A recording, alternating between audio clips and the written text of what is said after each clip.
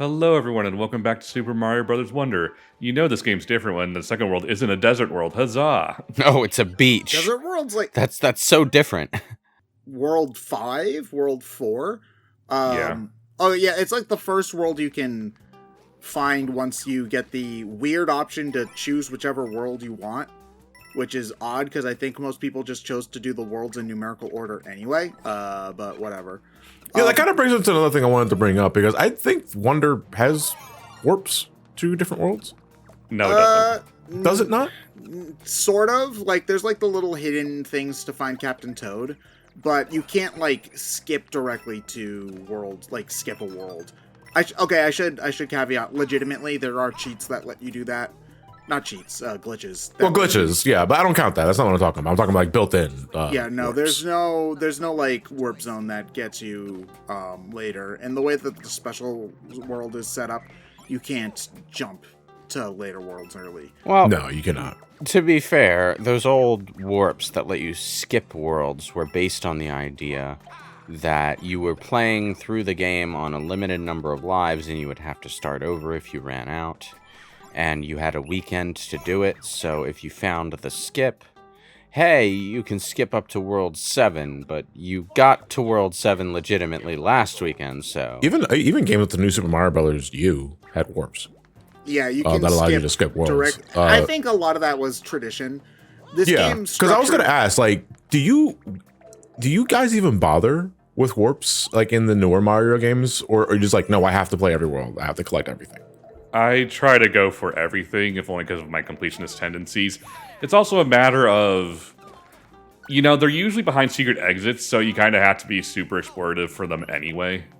Not to mention, I feel like taking warps in these kind of games makes the gameplay experience worse, because you're jumping from level 2 difficulty to level 6 difficulty, so it's like, holy shit, man, it's such a... Well, isn't that a moot thing. point though? Because it's assuming that if you're even doing warps in the first place, it's probably a repeated playthrough, and you already know the ins and outs. Well, yeah, that's kind of what I was getting at, is that, like, the warps only have value in the context of that really old style of play, where you're on playthrough attempt to number 97, and you're warping, and you found this warp online that lets you skip the levels, because you've already played the levels and you're trying to finally beat the game because you're 12 and you suck at video games, so you keep dying at level 6.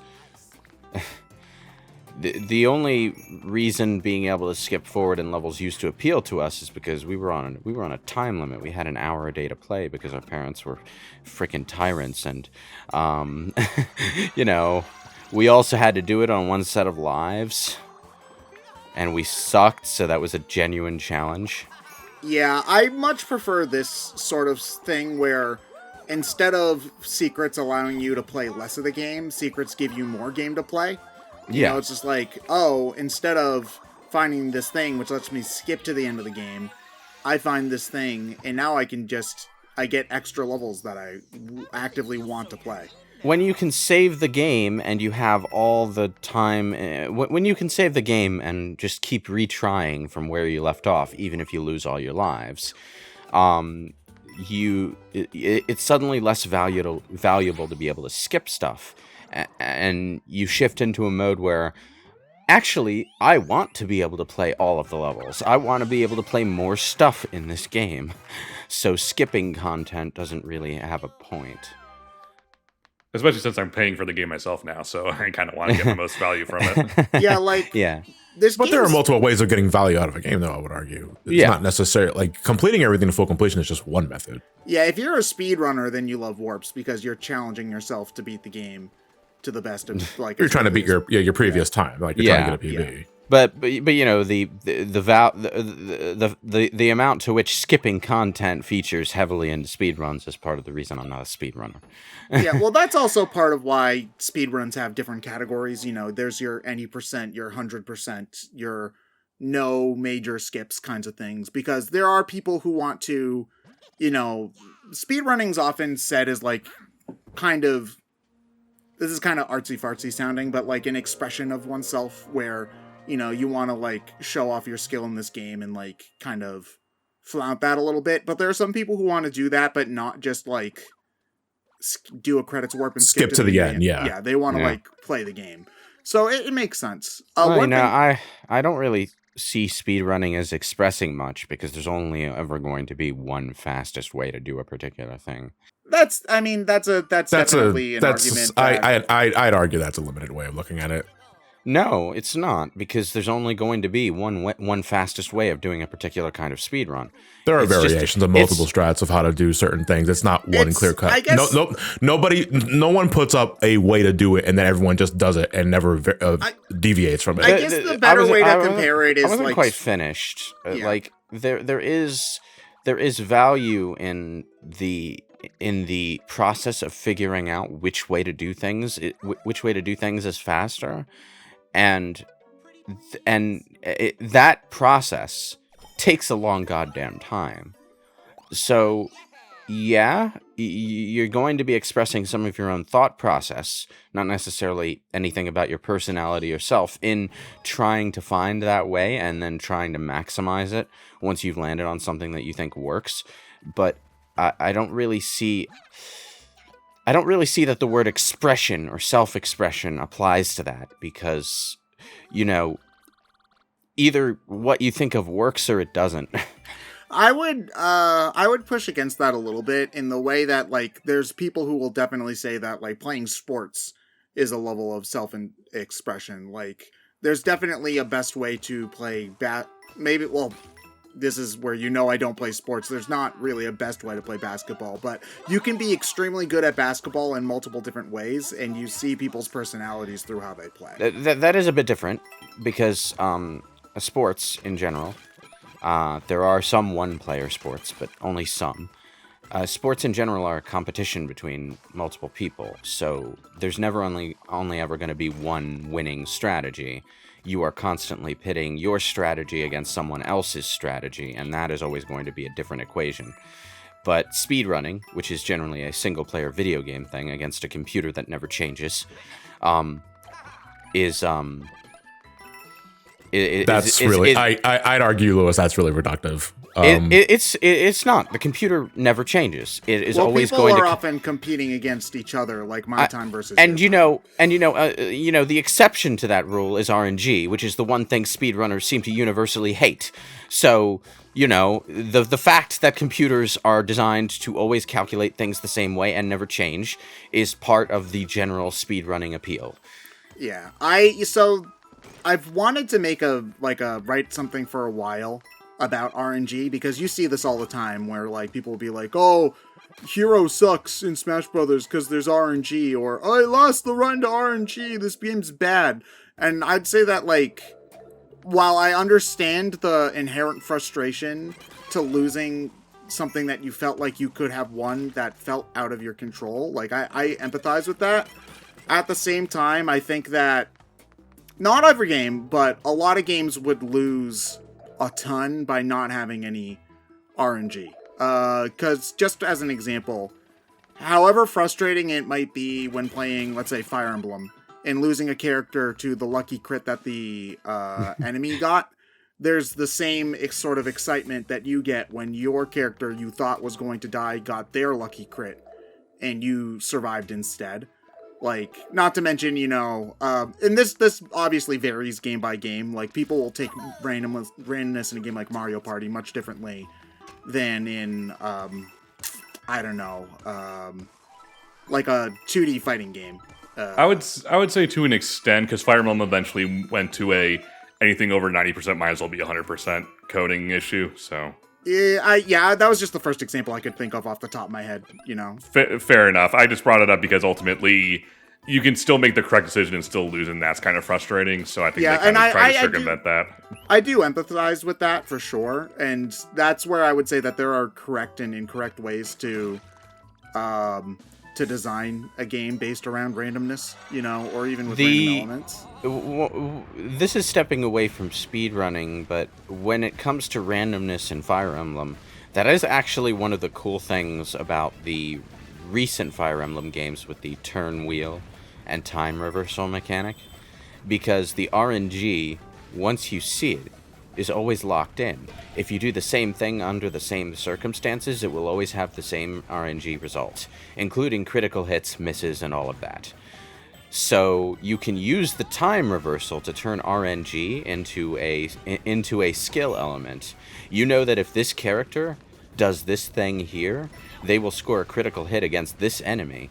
But this other character missed their attack. So what if I turn back time, have one character do the same thing again, but have the other character attack with a different weapon? And suddenly you turned a massive critical failure. Oh, God. You okay? He was dying. You rolled bad RNG for that, for that call. Oh, no. So this helped me.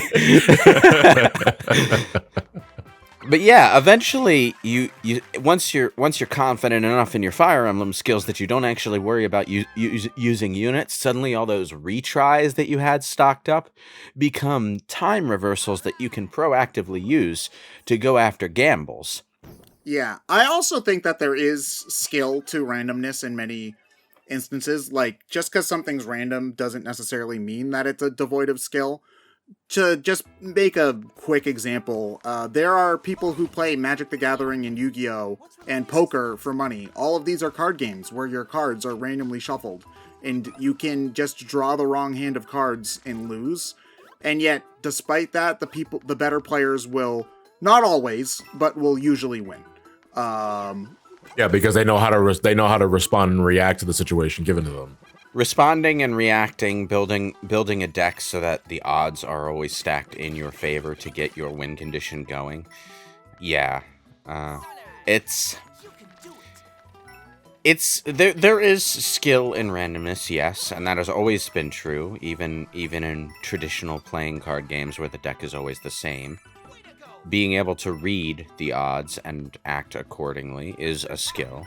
Yeah, if there wasn't a way to game randomness, then counting cards wouldn't get you kicked out of the casino. And your leg's broken. I will note that in competitive random card games, you are pitting your skill at doing that against someone else's. A player who doesn't know what they're doing is not going to get that royal flush. Yeah. You know, like... Well, they might, but they won't know what to really do with it. I think I watched a video once where it said that, like, because theoretically in Yu-Gi-Oh!, some dipshit could start the game drawing all 5 pieces of Exodia and winning on turn 1. Which has happened. It has happened, yeah, but... I think the odds of that happening are, winning the lottery low. If I remember correctly. Does Yu-Gi-Oh! Have a card limit, like how many cards you can put in a deck? It has a card minimum, 40. Yeah, but I mean, like, how many copies of any one particular card are you 3. Assuming it's not limited, semi-limited, or banned, 3. Okay. Exodia is always limited to 1 per piece, though. Yes. It has always been, specifically for that reason. It's funny, because in the actual anime, it wasn't limited like that. The one Exodia player that Yugi ever fights stacks his deck with 3 counterfeits of each piece apart, per limb. Yeah, it was a rare hunter. That's right. Yeah, I'm trying to think, because the math is really weird, because every piece of Exodia you draw decreases your chance of drawing the next one. And then there's all sorts of, like...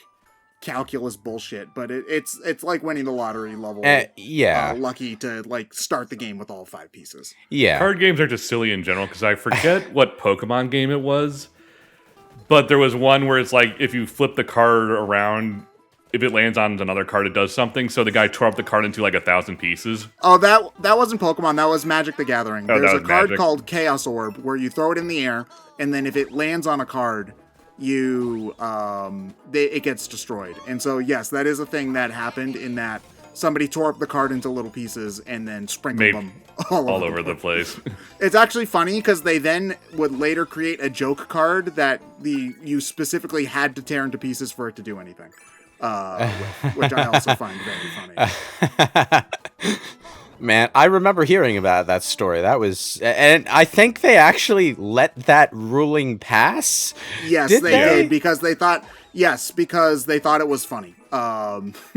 If you want a funny Pokemon TCG card hearing, the card Birthday Pikachu is banned specifically because tournament judges got sick of checking people's IDs to seeing what day their birthday was. Because Tournament Pikachu does something extra on your birthday. I forget what it is specifically. But it's like, oh man, it sure is convenient that Joey, every time he wins a Pokemon tournament, it happens exactly on his birthday. It's been his birthday 5 times in the past 3 months. That's really weird. Joey, you look great for 108. Sir, I was born on Mercury. Oh yeah, that is true. If you're born on the moon, your birthday's like every month, right? I'm not sure exactly, but it's... Well, is a lunar year considered around the Earth or around the sun? How many miles to the gallon do you get on the moon? Let me check that, actually. What is a lunar Well, that would year? depend on if lunar miles are the same as Earth miles. A mile is just a measurement of length, Ted. Yeah, well, everything's arbitrary is the thing. Like, the specific distance of a meter, if I remember correctly, is, like, tied to the speed of light. Like, a meter is specifically how far you go in point whatever seconds as the speed of light. So a lunar year is 354 days long. It's just 12 cycles of lunar phases, which is slightly out of sync with what we consider a year. And I know a day on Venus is longer than a year on Venus. Well, a year is just one revolution, I think. Yeah. Around the sun, Yeah. yes. But yeah, the planet spins so slowly that it doesn't make a complete spin before the. Oh, right, yeah. I'm getting. I was just like, wait, Venus. What do I know about Venus? It's been 15 years since I've looked at anything astrological. You see, it must suck living on Venus, because not only do you have to deal with the acidic air and the overwhelming heat, but when your mom says, I'll buy it for you tomorrow, it means it worse than I'll buy it for you next year. Shit. I mean, isn't that just birthday gifts, though? I mean, yeah, but, you know. Wait, would that mean that your birthday technically happens twice? Or none? Like, as if everybody's born on the same day, right? So, like, does your birthday happen when there's a new year or when there's a new day? I'm not sure. Once we colonize Venus, we'll figure that out. Wait, are those green platforms, like, specifically designed to let you do the frickin', like, Mega Man X wall jump? Yeah. No, that's the badge you have. They're just designed like that so that these... Every time you get a new badge, there's one of these challenge stages where you, like, can test it out and, like, learn the ropes. I actually don't really like the wall jump badge very much because when I'm playing Mario, it's so ingrained in me to have the wall kick work the way it normally does that having the wall kick work in this weird, different way I don't like it. It's change it back, make it normal. I'm used to playing Mega Man X, so it doesn't bother me too much. You can't do the badge wall jump against those blue barriers, though. Huh? Yeah, because those are a different level gimmick where if you stand on them, you go super fast. Oh, I see. So if you stay on them, you're just going to be zoomed to the bottom of the stage, pretty much. I see. That's just to keep you from doing any sort of cheesing and actually having to finish the level. Ah! Almost made it. I'm not fond of wall jumping up one wall as a base mechanic, although as a power-up, I don't really have an issue with it. Well, this one, you only get one jump. So you get one jump to go up, and then the next one will send you off the wall. Like, oh, I see. Okay, yeah, that's a nice limit. Yeah, I like that too. Yeah, I'm not a huge fan of it either. Like, I find some, like, slight charm in things like the Mario Galaxy jump spin kind of thing. Even though that also just feels like an exploit that breaks the game. In many ways. But yeah, I'm not a huge fan of it in, like, Mega Man X either. Where it's just I would rather it be limited in some way, because if you could just wall jump up a single wall, that's just wall climbing with extra steps. I think the thing about it for me is just that I find that it doesn't... There's the way that, like, a Mega Man game typically does it. I don't find the platforming to have a lot of flow. It's often a lot of jumping against the wall repeatedly, trying to stay in the same rough altitude before you jump onto the next platform, and then continuing normally. Mm-hmm. But Mega Man X has other things in the gameplay that that help pick up the slack, but I'm not particularly fond of the platforming.